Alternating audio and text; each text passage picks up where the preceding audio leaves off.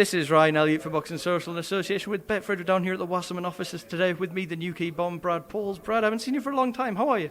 Really good, mate. Yeah, it's been 2 years since anyone's probably seen or heard from me. So, yeah, good to be back. It's been a while, mate, but I'm happy to be here. Thanks. Let's talk about that then. Obviously, you've been out the ring for a while. COVID's affected a lot of boxers in different ways, but we are down here for some very exciting news. The Wasserman Boxing link-up, you're here as part of that new roster that's going to be out on Sky Sports as well.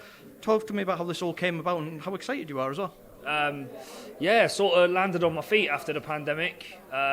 Massive platform, I think. I see a lot of the fighters here today. The list of them is just amazing. Some massive names. And, yeah, coming out of the pandemic, obviously, I was in a good position before it, and they noticed that, they seen the talent, and they signed me up, and they're going to be working with me for the next year, and we're going to hopefully build something memorable.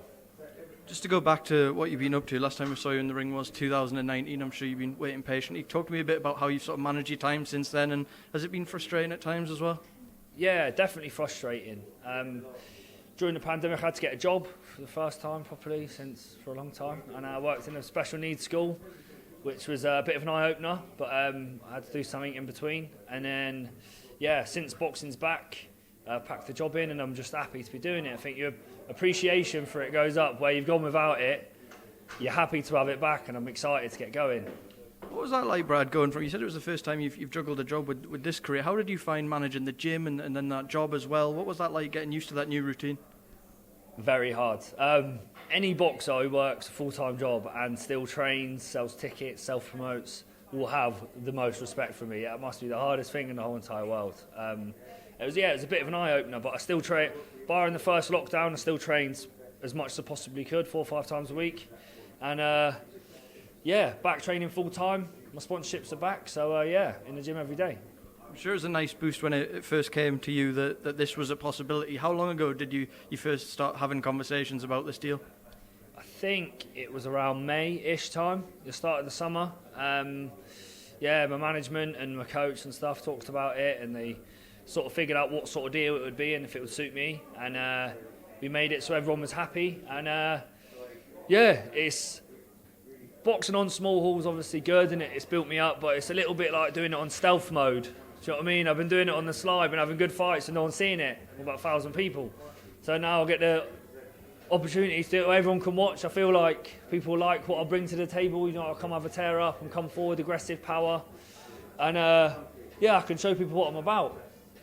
Let's talk about your next fight then. I believe you're going to be back out October 16th in Plymouth. Is this just about shaking off a bit of the rust, ready for a big push next year? Yeah, that's it, correct. I think to give myself every opportunity, I needed to take this warm-up fight.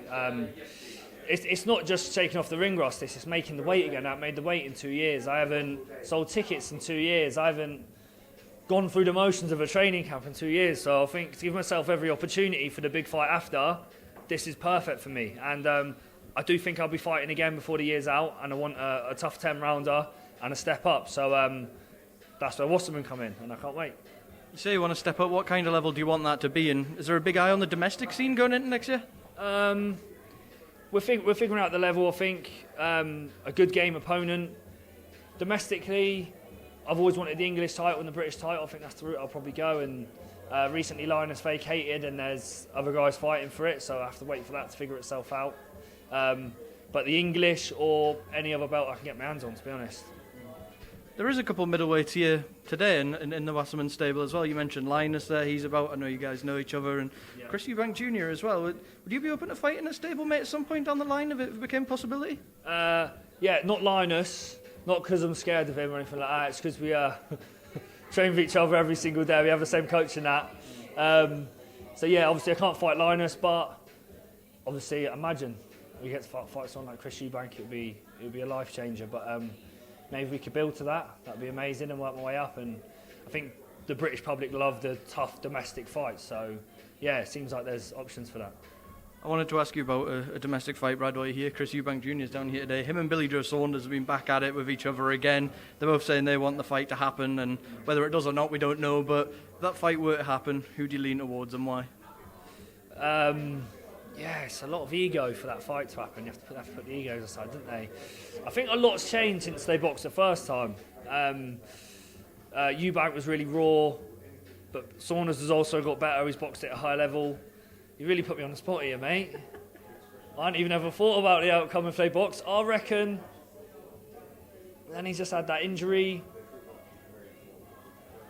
Maybe just slightly edge with Eubank. He seems maybe more hungry than Saunders would be. He's already made all the money, so yeah. Maybe Eubank comes and puts it on him late. I was so sure you were going to predict a draw there, so well done for not sitting on the fence. Off the fence. Brad, I think we're about to start the press conference in a minute, so it's been a pleasure speaking to you. I'll let you go. I'll leave the final word to anyone you'd like to thank or anything you'd like to say before we head off. Just thanks to all my sponsors. Check them out on my social media. Thanks to everyone who supports.